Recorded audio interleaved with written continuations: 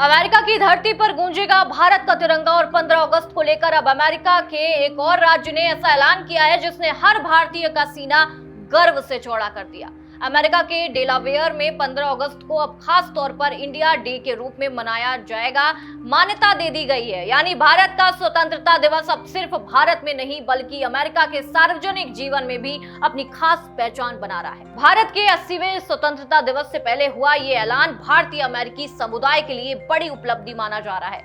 Delaware की ओर से जारी घोषणा में भारतीय मूल के लोगों के योगदान की सराहना की गई। इसमें कहा गया कि भारतीय विरासत वाले लोगों ने अपने काम, नेतृत्व और सामुदायिक सेवा के जरिए राज्य को समृद्ध बनाने में महत्वपूर्ण भूमिका निभाई और इसी योगदान को सम्मान देने और भारत की आजादी का जश्न मनाने के लिए 15 अगस्त को इंडिया डे के तौर पर मान्यता दी गई है। खास बात यह है कि डेलावेयर ऐसा करने वाला कोई पहला राज्य नहीं है। इससे पहले न्यूयॉर्क और न्यू जर्सी में 15 अगस्त को भारत के स्वतंत्रता दिवस के तौर पर विशेष मान्यता दी गई है। न्यूयॉर्क में भारतीय अमेरिकी समुदाय की सांस्कृतिक विरासत और राज्य के सामाजिक आर्थिक जीवन में उसके योगदान को सम्मान दिया गया है। अमेरिका में हर साल स्वतंत्रता दिवस के मौके पर भारतीय दूतावास, वाणिज्य दूतावास और संयुक्त राष्ट्र में भारत के मिशन की तरफ से कार्यक्रम आयोजित किए जाते हैं। कई अमेरिकी शहरों में भारतीय समुदाय तिरंगा फहराता है, सांस्कृतिक कार्यक्रम करता है और परेड के जरिए भारत की आजादी का जश्न मनाता है। इस बार ये जश्न इसलिए भी खास है क्योंकि भारत अपना